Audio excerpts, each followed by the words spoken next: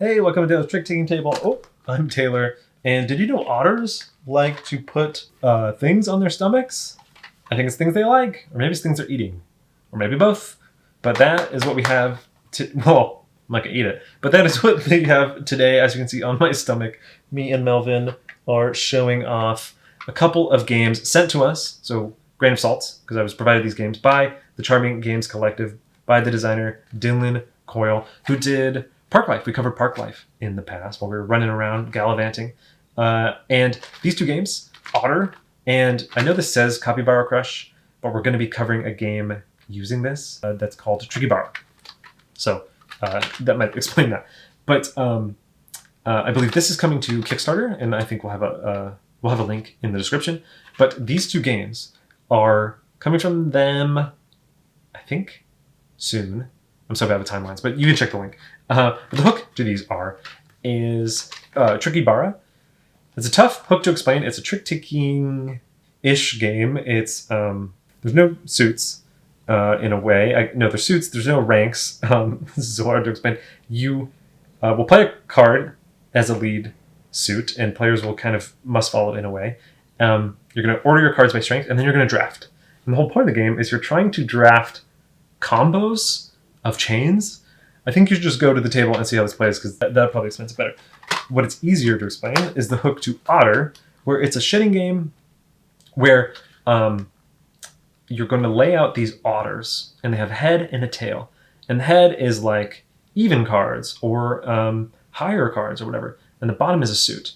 And you can play to any of the otters if it satisfies either one or two of the conditions on the otter.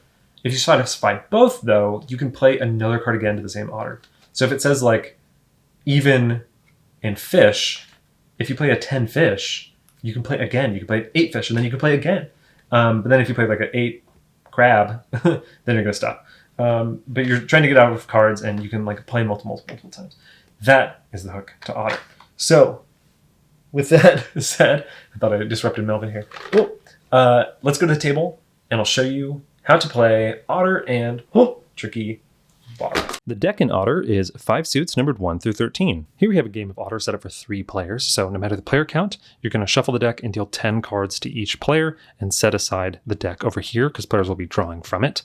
Also, each player is going to get a rules summary, which is kind of like a player aid, and also keeps track of how many times they've shed out in the game, but I'll get to that later. You're going to put 3 otter heads at the top. They suggest that for your first game, you use the basic otter heads like higher, even, and near, but you can use random ones in a future game. Then you're going to put a random tail on the bottom, and then you're going to take cards on this deck and put a random tummy card in the middle of the otter for each of them. And then the player who last went to the beach is going to the start player. Let's say it's this sea star token down here. So the goal of Otter is you want to get out of your cards, you want to shed out as quick as possible. So how do you play cards? Well, on your turn, you actually have 2 things you can do. The first one is optional. So skipping the high tide, on the low tide mandatory part of the action, which everyone will do, they're going to be playing a card or maybe multiple cards to the center here. So first, a player must satisfy either of the conditions, and if they satisfy both, that's even better. So looking at this player's hand here,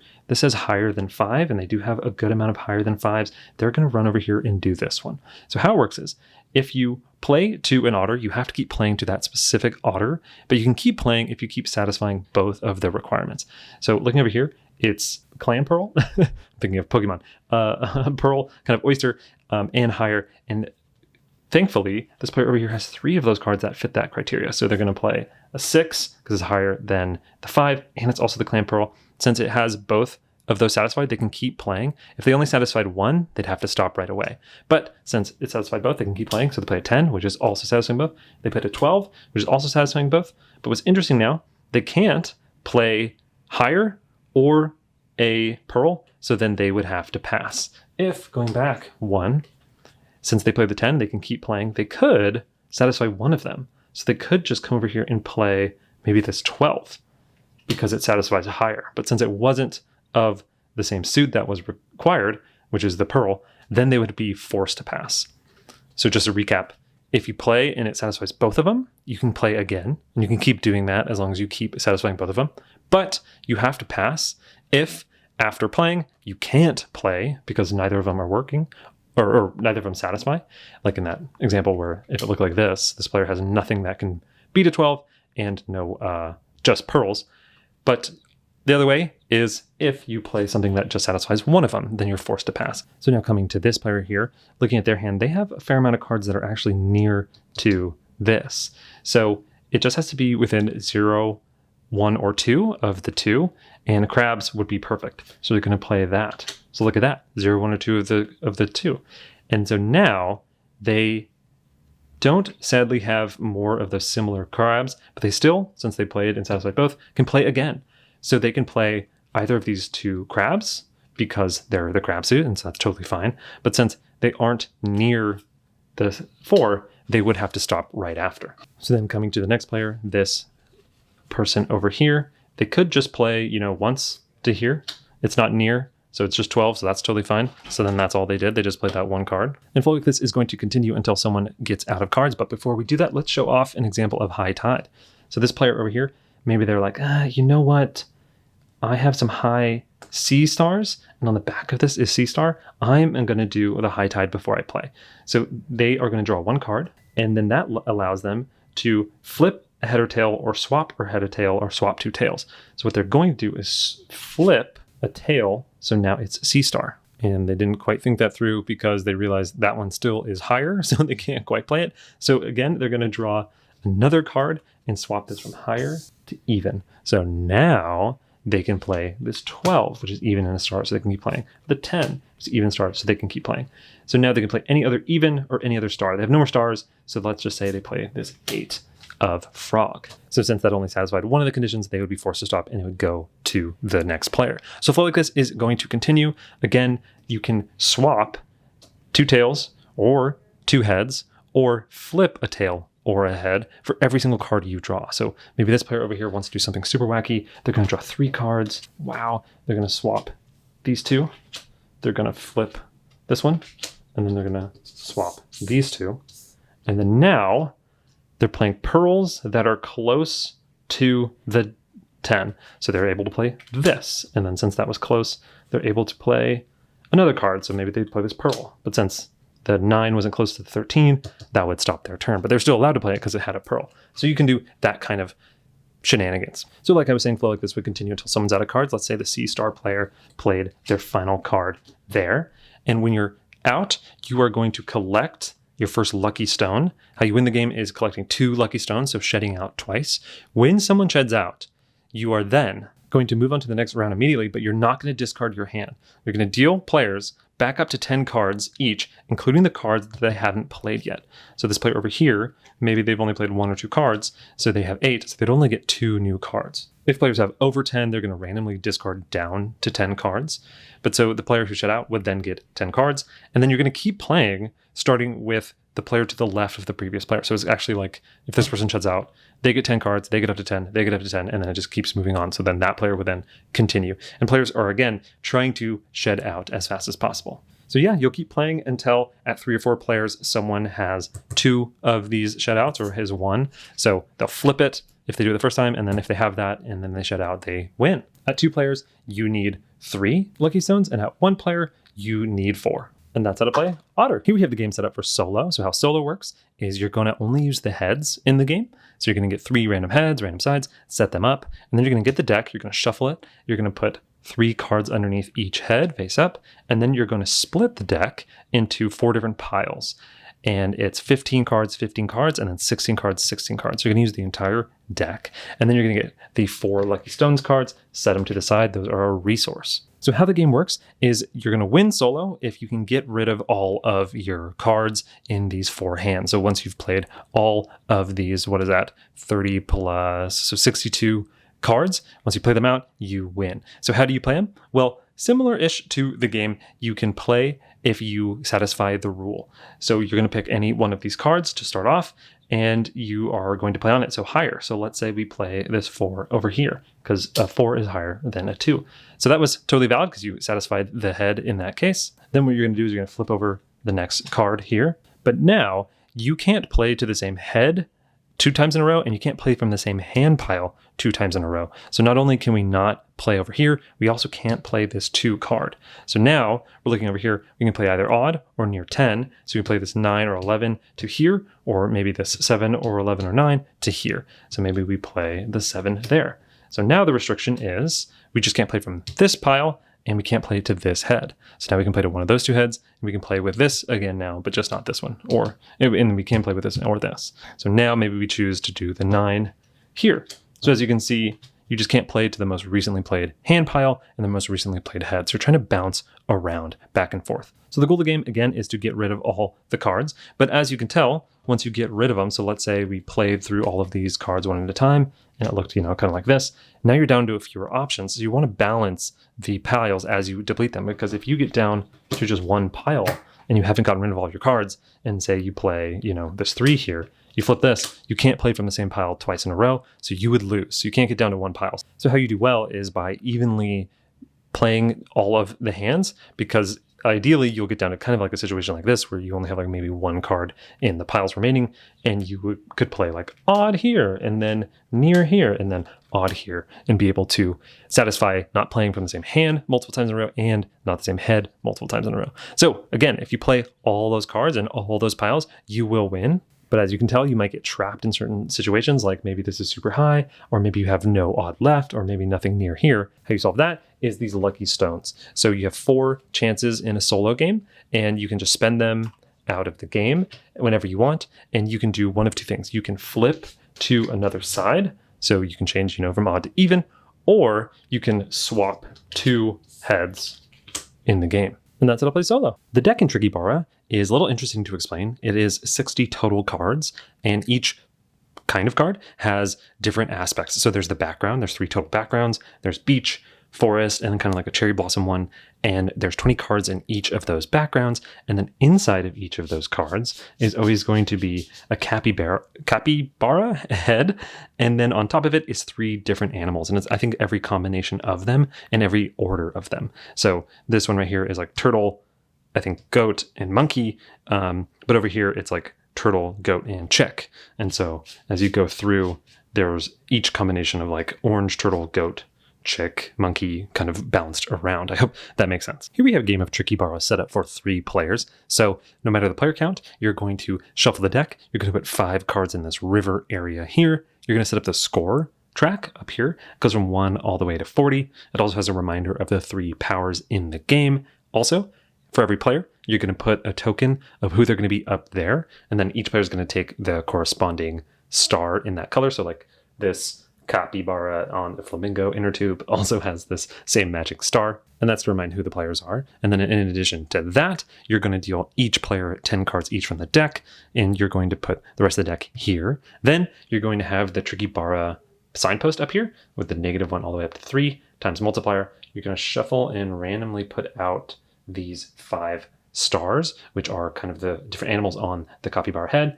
And then you're going to have these 3 background stars all the way to the left. And then finally, each player is going to get 3 capybara cards, and they're going to put tokens on top of them on each of those 3. Those tokens are used to do powers in the game. Okay, now that we're all set up, I'm actually going to move this scoreboard up and move this up so we have a little bit more space to play cards into the trick taking. Okay, so the start player for the first round is maybe my favorite start playing rule ever. It's whoever owns the most trick taking games. Absolutely wonderful. I'll always win. So let's say it's this left player over here, the flamingo player. They're going to lead to the first trick. When a player is leading to a trick, they can play any card they want from their hand, but they're always going to take their little star representing who they are, and they're going to put it on the top left of the card that they play.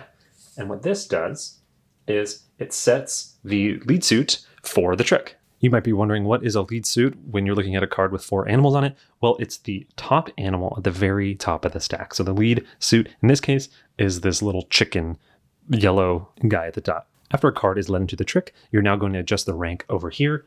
So you're going to look at that top leading animal, and you're going to move it up the track. So as you can see, it was the second from the left here. That's at 0 times. It's going to just move up 1. It's going to swap places with the token in front of it. If the token was at the 3 times, it actually loops all the way back to the -1 space. After you move the animal, then you're going to move the respective background up. And these are on their own track, as you can see They're kind of split, separate here, whereas all the animals are in a line. And that is where if you play the background, you're going to move that up one spot, but it doesn't swap or move anything with others. It just is, it's on its own track. And again, if it was on 3, it would loop all the way back to -1. After the rank is adjusted, now you're going to finish out the rest of the trick. So it will go to the next player, and they have to play, like I said, the lead suit. But what that means is that chick has to be played on a card. So this player, looking at their hand, they can't play this because they do have a card, or at least one card with a chick on it. So they will have to play one of those. They can't play that one. And why they would play one or the other, I'll explain later, but let's say they just play that one. And you're going to take your marker and you can put it on the side so you don't confuse it with the lead card. When you play into the trick, you're always going to make sure that you're playing in order of strength. So when this player played, they noticed that the turtle was on top, and so they compared the turtle to the little chick here. And as you can see up here, the turtle is stronger than the little chick, so it goes in front of this card. If it's a tie, you just look at the second animal. Like let's go over to this player here. If they played this one, they have the chick at the top, and that is tied. So then they're going to go to the next one, and they're going to look at orange versus monkey, and see orange is on the very bottom. So then they are going to have to place it all the way to the left. And again, they're going to put their little star on their card. If in the case it was tied on the second animal, you would look at the third animal and do the same flow. When players are following suit into the trick, it's important that they don't adjust the rank when they play. It's just the lead player. And once everybody's played into the trick, now you're going to go into the turn phase, and players are going to take turns judging on the strength of the card they played. So in order from strongest to weakest, they're going to take their turn. So this player right here, who played this card, which is the strongest card, they're going to take their turn first, then this player who led, then finally the last player in third. So what does it mean to take a turn in the game? Well, there's a lot going on in a turn. Some of it's optional, some of it's mandatory. I'm going to walk through a really simple example flow, and then I'll get into the optional wild things that you can do on your turn. So is this middle player who's taking their turn right now, and the only mandatory thing that they have to do on their turn is take a card from the river and put it on top of one of the heads of their capybaras. As you can see, on the bottom of every card is a little bit of a capybara, and as you can see, it matches your capybara heads right here. So this player right here, maybe they want to grab this beach one and just put it on top like that. Whoop. And then they are not going to do any other optional stuff. I'll show that later. They're just going to say, hey, that is my turn. After they're done, they're going to take their token back, and the card that they did play is just going to go into the offer, that like river area up there. So next, it's the lead player. And again, all they have to do is take a card, put it somewhere on the capybara, and return and reclaim their token. But they can do optional stuff, which I'm going to show now. Also, that one mandatory action of drafting from the river can be done in any order with all the optional actions. So let's just do an optional action with this player here. You can discard any number of cards to be able to affect the rank up here. And you could do that before you draft a card or after. And so maybe this player wants to do it before. They're going to discard this card. I'll just put it here for now to affect the rank up here. So they discarded a beach token, so that's going to move that one up. And then they also discarded the chick. Again, you're always going to look at the top animal up there, and that is what's going to move that forward. Maybe they really want the beach to be doing well, so they're going to discard another beach card. It's going to move the beach up, and then there's a monkey on the top of that one, so they're going to move monkey up. So they've done that twice. And then maybe, they just do their mandatory action of drafting they just made beach really good. Let's say they drafted this, and then they put it on, maybe they put it on their middle guy. And then maybe they're done with their turn. And when you're done with your turn, you're again going to put the card you played up into the river, take your token back, and you're going to put any cards you discarded also into the river. If there are 10 or more cards in the river at the end of your turn, you're actually going to put all of them to the bottom of the deck, draw 5 new ones, and put them out as a new river. Right now, that hasn't hit yet because there's 7, so they're still good. So now it'll move on to that last player's turn. So coming to this player's turn, let's show off a couple more optional things that they can do. You can spend one of the stars on your little capybara. These would be better star tokens. Right now, I just have little goofy tokens. I guess these are stars over here, so that's fitting. But on your turn, you can spend a star, just take it off, to do a power. And what the powers are, were they were actually on the score track that I moved off. And maybe I'll grab a couple of them just to show. Like one of them here is called Sweep. And this says you sweep the cards in the river and refill the river. So if you don't like that offer, you can just you can spend a power token to do that. This one is you rotate a card 180. And so instead of having turtle on the top, you could flip it to having it on the bottom and having the goat on the top. Then finally, you can move a Cappy and its critters around in your area, which would make more sense once I have a longer, or later on in the round when I have more Cappies on the head and examples. So let's say that player does that. They decide to spend a token here and they choose to sweep all of these cards here. Let's just do that for now. And then get 5 new cards. And then these all go to the bottom of the deck.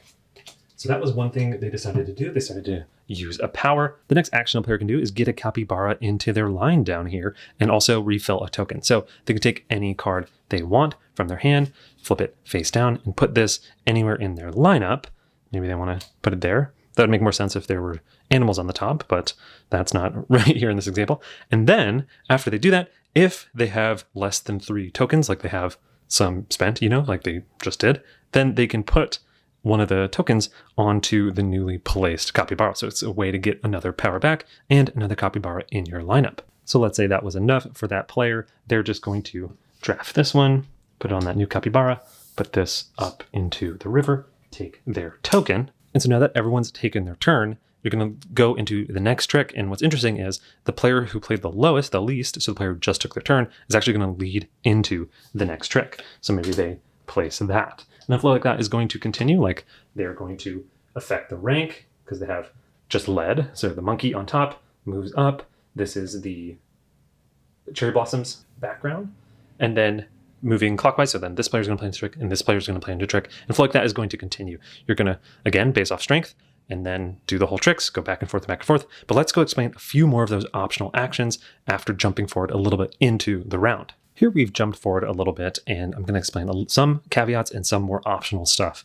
I showed earlier that you can do an affect rank action by discarding a card, or you can also gain a Capybara by also discarding a card. But I should say, you actually can't do those actions if you have less than 3 cards in your hand or on your Capybaras. You actually otherwise cannot do that. But with that out of the way, let's talk about the last action, scoring. So how scoring works. I added a card there to make this example more fun. So it's this player's turn because they played the strongest card and they're going to do their turn first. So they can do it in any order. So instead of scoring right now, they're actually going to take a card. I'm going to take this one, put it on here.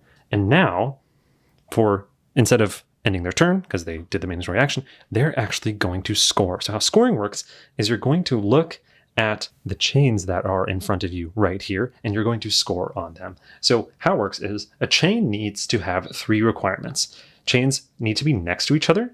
The distance between the critters needs to be 0 or 1, and they at least need to be 3 long. So this turtle here is a perfect example of a great chain. So as you can see, there are more than 3 or 3 or more turtles in a chain here because there isn't any gaps in between them. So that's the first requirement. They are next to each other. And also, they aren't off by more than 1 row. So let's say, just for an example here, let's swap these. As you can see, that's good, but there's a big jump between these turtles here. So you can't actually score here because that would be a chain of 2, that would be a chain of 1, that'd be a chain of 1 because it kind of breaks there. But going back to that original example, since they're only off by 0 or 1, that is a chain of 4. So to score, you're going to see what chains are going to trigger. The backgrounds are also chains. So notice if this was a cherry blossom, that would be awesome. It just rhymed because that would be 4 in a row and that would give some points. But sadly, it got broken up by the beach. So there's no background chain. But there is a turtle chain and there's also a little chick chain. So the monkeys aren't because there's only 2 monkeys and an orange and a random goat. So the things that are going to score in this chain right here are turtles and little chicks. So now that we have those 2 chains, you're going to see what they are worth. And that's what this was up here this entire time. So you are going to count how long the chain is, and you're going to multiply that size by the current rank and gain that many points up here. So notice up here, turtles are at times 0. Boo! So it would be 4 times 0. So this player actually got 0 points for that. But looking at the chicks here, chicks are at 1. So they would get 4, because that's a perfect chain, times 1. So they got 4 points. They would move their, who are they? They are they are this player here. And they are going to move up 4 points on the score tracker. We'll move that down so you can see it. Boop. And then after you score, you're actually going to take all the cards that you score into your hand. You might have been wondering how you got cards back in your hand because you were using them to, maybe affect the rank or build new cappies, but that is how. So they're going to collect these cards after the scoring and put them into your hand. So now it opens up these capybaras for more chaining in the future. There's a note in the rulebook. When you're scoring, you have to do the full scoring. You can't, in the middle of scoring, change the scoring rules by discarding a card after you score it. So you can't score something that's good for you, discard a card, and make the next thing you're about to score better for you. That's a stagnant thing once you start scoring. Also, if you have a negative thing, you do have to score it. So sometimes it's good to break up negative chains, especially if, in this case, you have some oranges in a line. Maybe it's actually good to make sure it's 2 oranges, a blank spot with no orange, and then an orange over here so that you don't score negative. Also, in the rules, it says you can't go below 0. You can also choose what cards score. So maybe over here, if you had 5, maybe it looked like this or something. If you had a 5 run of monkeys, and monkeys were bad for you, so maybe you could ignore this one and just score these 3, and maybe that would work better for you, if monkeys were bad. So you can choose which cards score. And again, that's important because you're actually going to take maybe different cards into your hand. If you only score 3 cards, you're only going to take those 3 cards into your hand. Speaking of your hand, at the end of the game, you're going to pick one favorite suit and score 3 victory points per card in your hand with that on top. So that's an important part of the drafting as well, and also the scoring as well. Maybe you're trying to get a bunch of chicks that are at the top into your hand. And last but not least, we mentioned forced actions. If you have 3 or more credit cards down here and you have no cards in your hand, then you're actually forced to score, because otherwise then you wouldn't have any cards in your hand for the trick play. Just as another scoring example, let's say it was this player's turn over here, because I guess it would be. Again, this would go like this, where this player would actually put this back up, right? But let's say it's the pink person's turn, and they were going to score first before they wanted to take cards. So they're going to score, and they have 3 beach backgrounds. So beach background is at ×1, so that's 3 points. And then they have 3 turtles, that's sadly 0. And they don't have any chicks because there's too big of a gap there. So they would have gotten 3 points and put that on the track. And then they would have gotten these into their hand. And then now maybe they choose to do the action of grabbing a card and putting it there. So flow like that is going to continue. You're going to be doing tricks, drafting cards, doing stuff like that until every player is frozen, meaning you got into a situation where you can't play or you can't score or anything, or someone gets 35 points or more, then the game is going to end and everyone's going to go into final scoring. So how final scoring works is the player who would be the next lead player at the end of that very last trick would get 3 points. Then everyone's going to take all the cards that are on their capybaras into their hands. So it's almost like you kind of score them. They're going to go into your hands at least. Then each player is going to declare 1 critter, and they're going to look through their hand, and they're going to get 1 point for each time that critter is on the top of their head. So if this person picked oranges, they would get 1, 2, 3 more bonus points. And then finally, everyone's going to get a bonus point per star that they did not use. So star on the tummy. So this player would get 2, this player 3, and that player 3. Because that's right there. And then the player at the end of all that with the highest score wins. And if it's tied, the player with the card with the highest rank in their hand wins. And that's how to play Trickybara. So that was Otter and Trickybara. Melvin is showing them off here. And so I was provided these copies by Charming Games Collective. And so huge grain of salt. And also this says Capybara Crush, but this is a different game that we played Trickybara with. So that maybe we'll explain that. But so let's talk about them. Let's talk about Otter first. So this is a shedding game where you're playing 2 different piles, right? And the concept of playing again, if you've matched, it's like a really fun, kind of bingo moment, right? Where it feels like, oh, I did this right. And you set up for it to do it right. And there's interesting nuance where it's even if you do 2 of them, you get another one. You always get another bonus that can match only 1 or 2 of them. And there's cool things where as you play more, you realize there's, like I was saying, nuance where in the higher, in the back here, it's higher and C star. If you're playing higher and higher C star, you'll get to a point where you're obviously I played them all in order, so I don't have any more C stars. And if you play a really high C star, you might not have another high card. So there's interesting thing to I think part of the nuance of the game is almost realizing yeah, you'll set yourself up for runs, but what are you going to do on that cap of the run?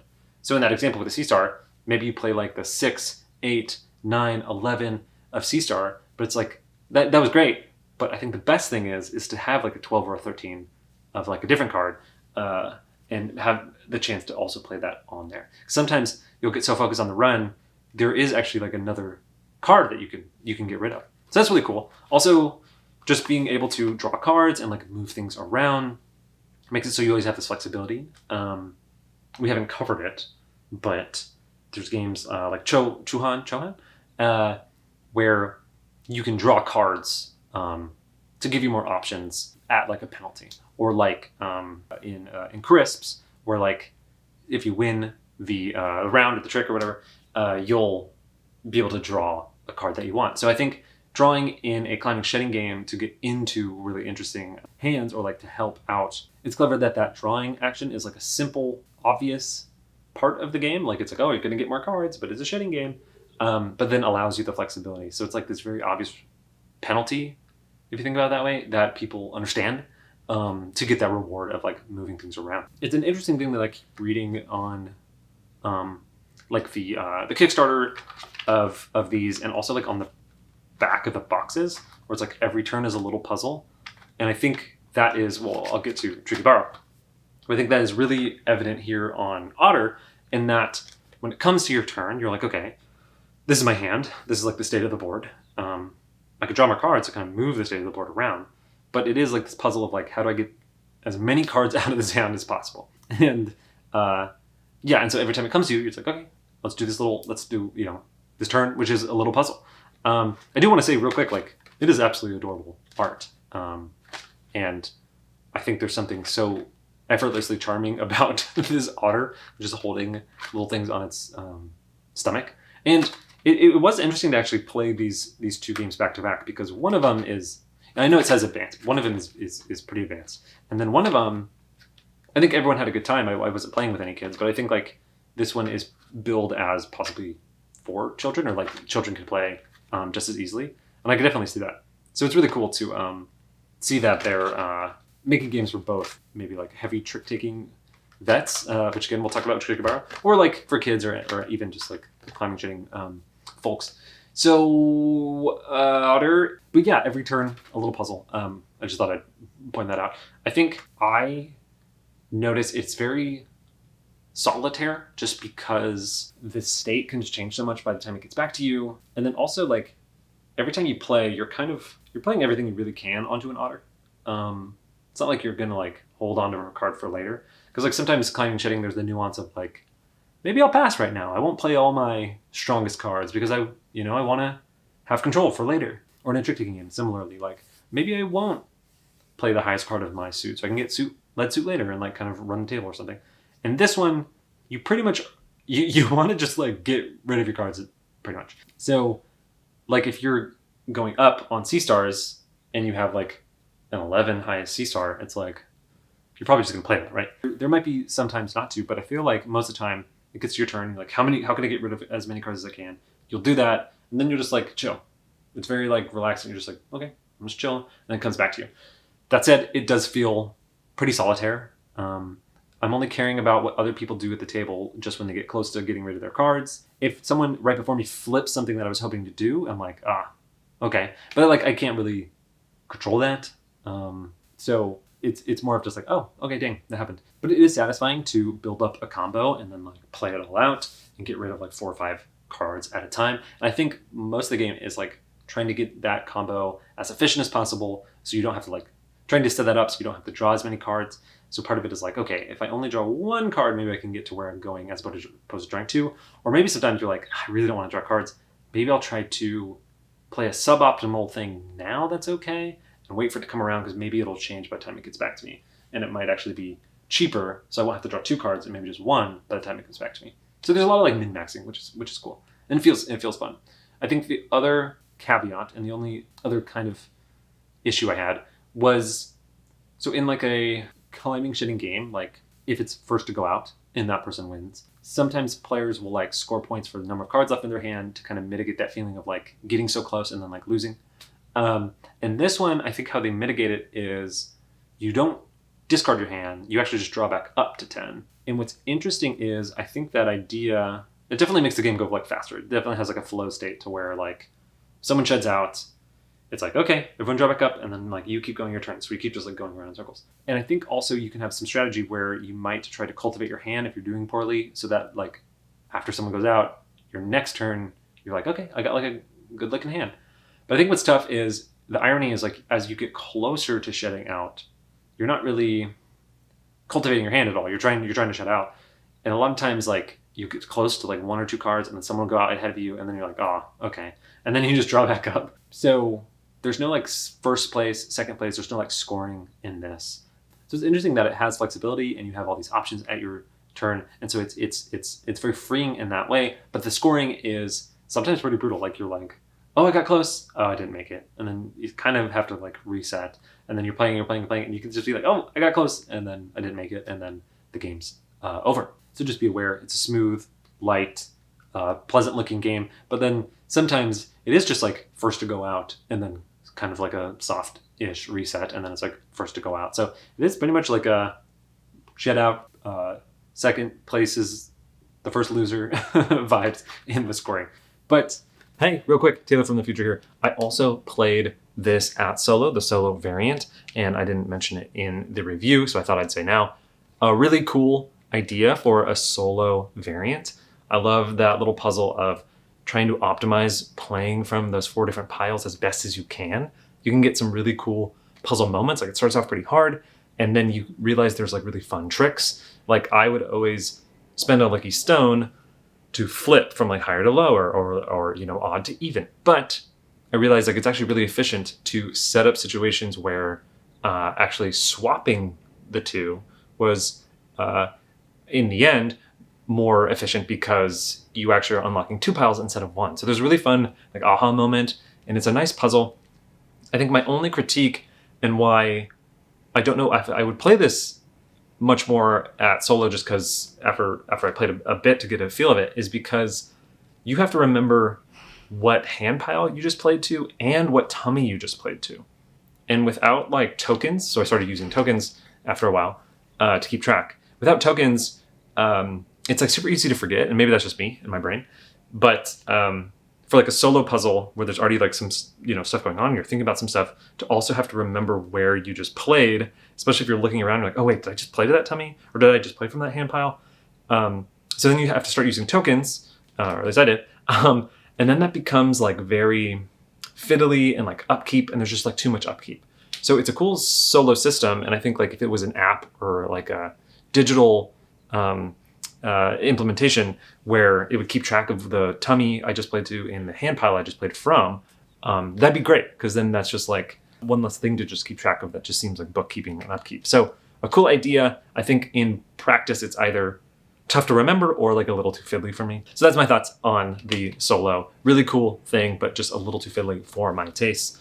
Definitely check it out though, because I think there's some cool, fun gameplay there and some really fun aha moments and like a really interesting puzzle, especially with timing the 4 hand piles. Because if you play a bunch on one of them, you're like, ugh, and now I'm losing those options, and you have to really balance them. And also, like, when do you use your lucky stones? Like, do you use it when you're at the very end in a pinch? Or do you use it when you're like, I could play, but actually it's probably much better to flip now. Especially when certain, like the far and near are sometimes more flexible than just higher and lower. It's a really cool kind of nuance there. So definitely a lot to like. I think maybe I would love the digital implementation, but as is, it's a little fiddly and or a little hard to remember. But that was Otter at Solo. All right, continuing on with the review. Bye. I think overall, it's fun to set up combos. It's fun to get rid of a ton of cards in your hand. You feel super clever moving things around. And I think overall, we had a great time with it. So that is Otter. Moving on to Trickybara. So this one is fascinating because it uses the same deck as Capybara Crush, and it is always interesting to have like a suitless trick-taking game. I think that's always a fun kind of space to work in. And this one has a ton of options at the start, but they do all make sense. And once you're getting into the flow of it, it's like, okay, yes, I can like kind of set up this chain, kind of do a power or 2 or like moving things around to make sure I score a bunch of points. But everything kind of, you know, flows and makes sense. The game feels a little bit like we've covered like pies in the past, where you are playing a card, you're understanding where it is in the power scheme, and then you're drafting. It's very much like a kind of like, okay, I understand that I might draft last, but then I'll lead. What's cool about the strongest is you get like that first draft, which is great. And then the weakest is you are guaranteed to either get 3 points if you are leading in the end, or you get to affect the rank. So it's really almost like in the middle. That's like, oh, okay. But then you're like drafting before last person. So I think there's like this sense of everything's like pretty balanced. And we just also covered Big Wave.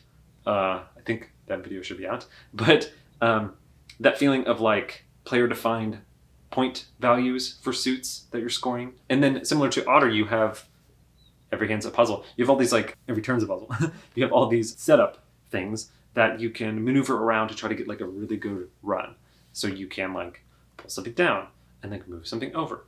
And then you can affect the rank. Boop, boop, boop. And then you can score. And then you pull it back in your hand. And then la la la la la. And so I think players, once they get into like a flow of what they can do, it wasn't that much. Like I do say advanced because they're just like, there's definitely a lot of options. And like when you think about all the permutations, there's a lot. But you do just get into a flow of like, okay, I want to make a nice little chain. I want to do it for the thing that has a lot of points. If it doesn't have a lot of points right now, I'll move it around. There are a little like, not take thatty, but a little like, you can mess someone over a bit. Like we were playing and someone was obviously moving up like oranges or something to get more points. And then or even just one player, I think. One player just like affected the rank and moved the oranges all the way to the bottom, like right before that player's next turn, right before they scored. Yeah, so that's in the game. So not bad. It's just like a thing of like, oh yeah, there's definitely that in the game. It's a funny thing, and I think I can only call it out because just like I did in Otter, how it really just is the first person to get rid of the cards, and that's kind of what you're doing. In here as well in Trickybara, like you can have like whoa, these moments that maybe aren't really that cutthroat, and like in any other game, like any other climbing shedding game, like you just want to go out first, like okay. But I think it almost like, because it's like of the aesthetic and what we're doing here of like playing around with otters or like putting little oranges on capybara's heads, I think those moments stand out a little more.